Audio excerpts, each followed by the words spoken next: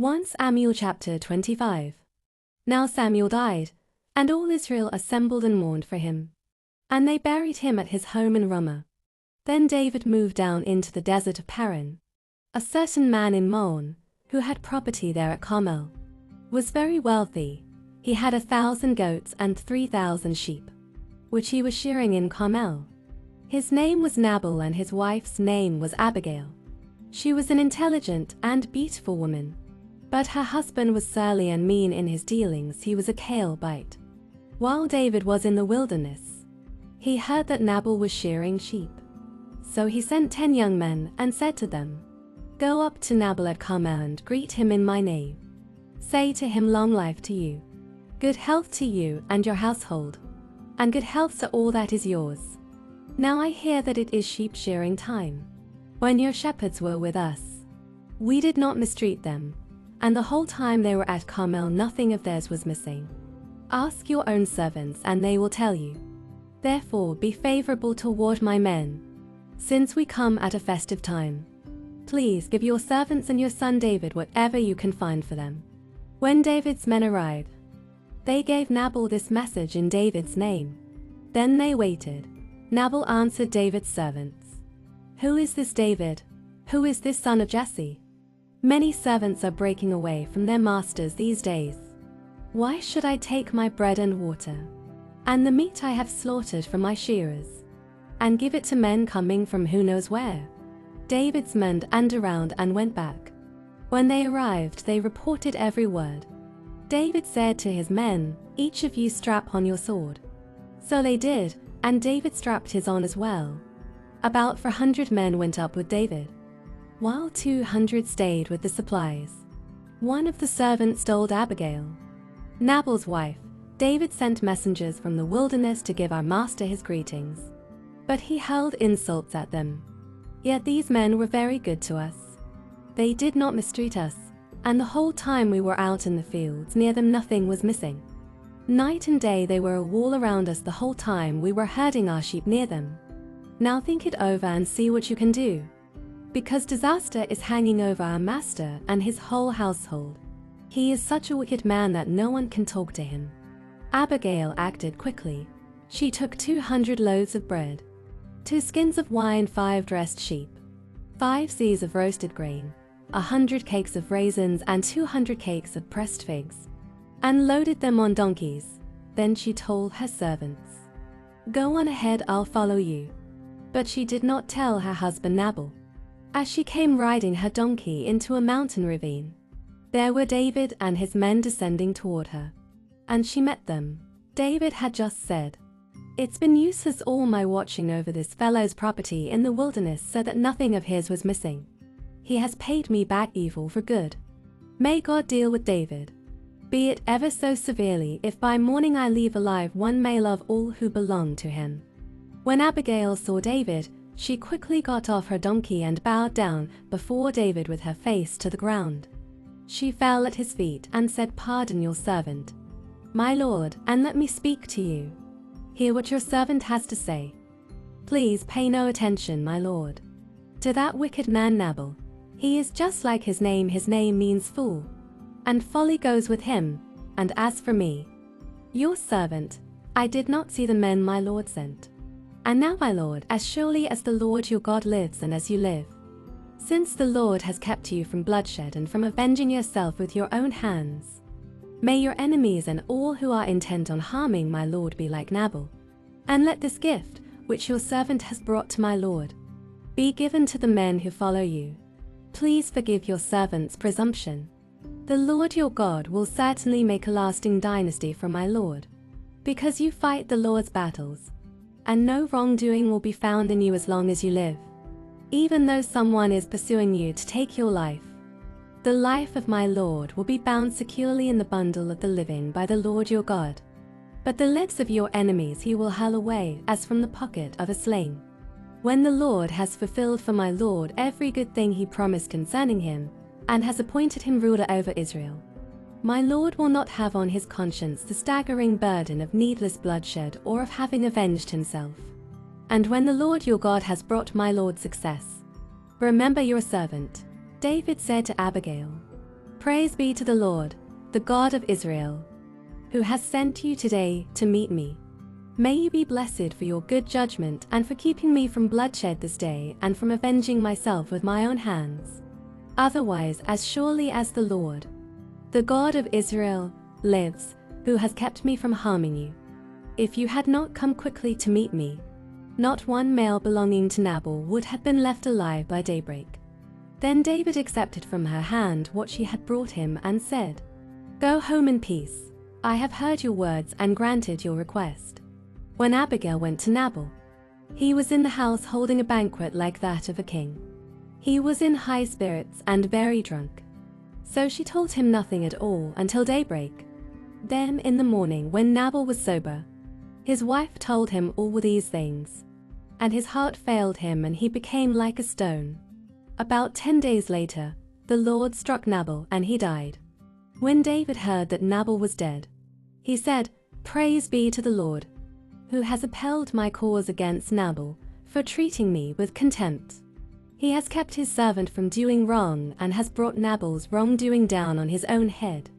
Then David sent word to Abigail, asking her to become his wife. His servants went to Carmel, said to Abigail, David has sent us to you to take you to become his wife.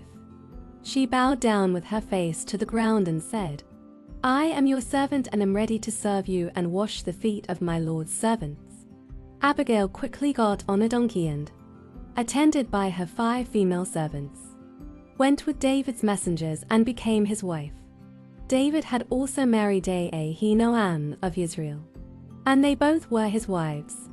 But Saul had given his daughter Michal, David's wife, to Paltiel son of Laish, who was from Galilee. 1 Samuel chapter 26. The Ziphites went to Saul at Gibeah and said, Is not David hiding on the hill of Achakillah, which faces Jeshimon? So Saul went down to the desert of Ziph, with his 3,000 select Israelite troops, to search there for David. Saul made his camp beside the road on the hill of Achakillah facing Jeshimon. But David stayed in the wilderness. When he saw that Saul had followed him there, he sent out scouts and learned that Saul had definitely arrived. Then David set out and went to the place where Saul had camped. He saw where Saul and Abner son of Ner, the commander of the army, had lain down. Saul was lying inside the camp, with the army encamped around him.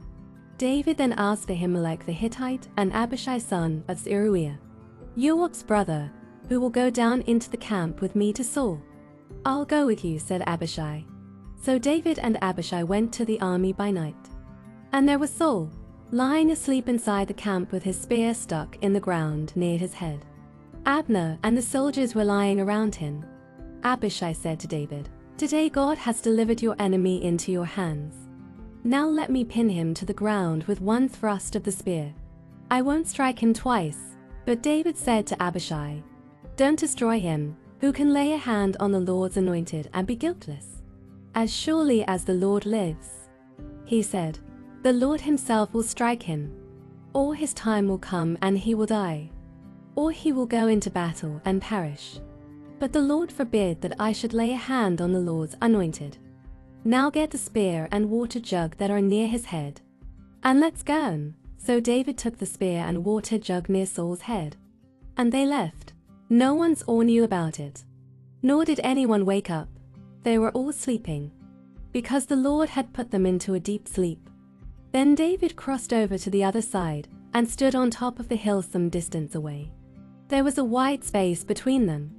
He called out to the army and to Abner son of Ner, Aren't you going to answer me? Abner replied, Who are you who calls to the king? David said, You're a man, aren't you? And who is like you in Israel? Why didn't you guard your lord the king? Someone came to destroy your lord the king. What you have done is not good. As surely as the Lord lives, you and your men must die, because you did not guard your master, the Lord's anointed. Look around you. Where are the king's spear and water jug that were near his head? Saul recognized David's voice and said, Is that your voice, David my son? David replied, Yes it is, my lord the king. And he added, Why is my lord pursuing his servant? What have I done, and what wrong am I guilty of? Now let my lord the king listen to his servant's words. If the Lord has incited you against me, then may he accept an offering. If, however, people have done it, may they be cursed before the Lord. They have driven me today from my share in the Lord's inheritance and have said, Go, serve other gods. Now do not let my blood fall to the ground far from the presence of the Lord. The king of Israel has come out to look for a flea as one hunts a partridge in the mountains. Then Saul said, I have sinned. Come back, David my son, because you considered my life precious today. I will not try to harm you again. Surely I have acted like a fool and have been terribly wrong. Here is the king's spear. David answered, Let one of your young men come over and get it. The Lord rewards everyone for their righteousness and faithfulness. The Lord delivered you into my hands today, but I would not lay a hand on the Lord's anointed. As surely as I valued your life today, so may the Lord value my life and deliver me from all trouble. Then Saul said to David, May you be blessed, David my son. You will do great things and surely triumph. So David went on his way, and Saul returned home. Luke chapter 16, verse 19 to 31. There was a rich man who was dressed in purple and fine linen and lived in luxury every day. At his gate was laid a beggar named Lazarus, covered with sores and longing to eat what fell from the rich man's table. Even the dogs came and licked his sores. The time came when the beggar died, and the angels carried him to Abraham's side. The rich man also died and was buried in Hades, where he was in torment. He looked up and saw Abraham far away, with Lazarus by his side. So he called to him, Father Abraham, have pity on me and send Lazarus to dip the tip of his finger in water and cool my tongue, because I am in agony in this fire. But Abraham replied, Son, remember that in your lifetime you received your good things, while Lazarus received bad things. But now he is comforted here and you are in agony. And besides all this, between us and you a great chasm has been set in place, so that those who want to go from here to you cannot, nor can anyone cross over from there to us. He answered, Then I beg you, Father, send Lazarus to my family, for I have 5 brothers. Let him warn them, so that they will not also come to this place of torment. Abraham replied, They have Moses and the prophets. Let them listen to them. No, Father Abraham, he said, but if someone from the dead goes to them, they will repent.